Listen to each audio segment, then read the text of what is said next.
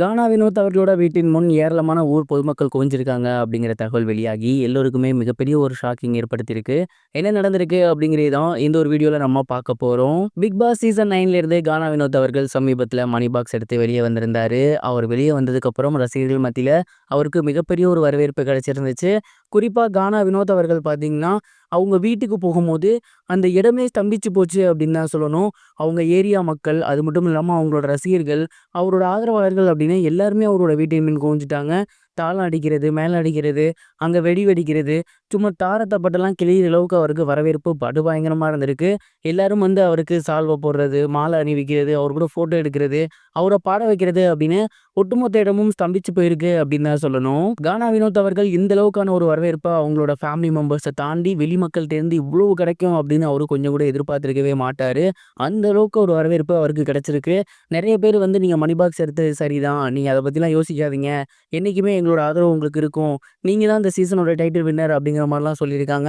And இதெல்லாம் கேட்டு கானா வினோத் அவர்கள் ரொம்பவே எமோஷனல் ஆகியிருக்காரு.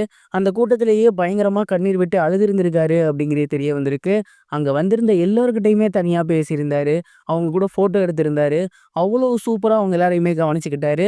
அண்ட் இந்த ஒரு குவாலிட்டி தான் ரசிகர்கள் மத்தியிலயும் சரி, மத்தவங்க மத்தியிலயும் சரி அவரோட இமேஜ உயர்த்திருக்கு அப்படின்னு சொல்லணும். கானா வினோத் அவர்களுக்கு இப்படி ஒரு வரவேற்பு கிடைக்கும் அப்படின்னு யாருமே எதிர்பார்த்திருக்க மாட்டாங்க. ஏன்னா சீசன் ஸ்டார்ட் ஆகும்போது கண்டிப்பா இவரு கொஞ்ச நாள் தான் தாக்கு பிடிப்பாருன்னு எல்லாருமே நினைச்சிட்டு இருந்தாங்க. ஆனா அதெல்லாம் தாண்டி 96 டேஸ் இருந்து பணப்பெட்டி எடுத்தாலுமே நீங்க தான் இந்த சீசனோட டைட்டில் வின்னர் அப்படின்னு மக்கள் சொல்ற அளவுக்கு அவரோட வளர்ச்சி வந்து இருந்திருக்கு. கண்டிப்பா இந்த ஒரு சீசனோட பீப்பிள்ஸ் ஃபேவரட் அப்படின்னா அது கானா வினோத் தான் அப்படிங்கிறதுல எந்த ஒரு சந்தேகமே கிடையாது. அண்ட் இந்த ஒரு சந்திப்புக்கு பின் கானா வினோத் அவர்கள் அஃபிஷியலா வீடியோ கூட ஒண்ணு வெளியிட்டிருந்தாரு.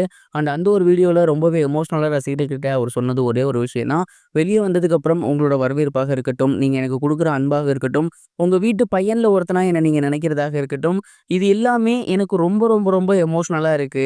உண்மையிலுமே உங்களுக்கு நான் என்ன திருப்பி பண்ண போறேன் அப்படிங்கிறது தெரியல. நான் பண்ணது மிகப்பெரிய ஒரு தப்பு. பணப்பெட்டி எடுத்திருக்க கூடாது. இவ்வளோ மக்கள் என்ன நம்பியிருக்காங்க, என்ன சப்போர்ட் பண்ணியிருக்காங்க.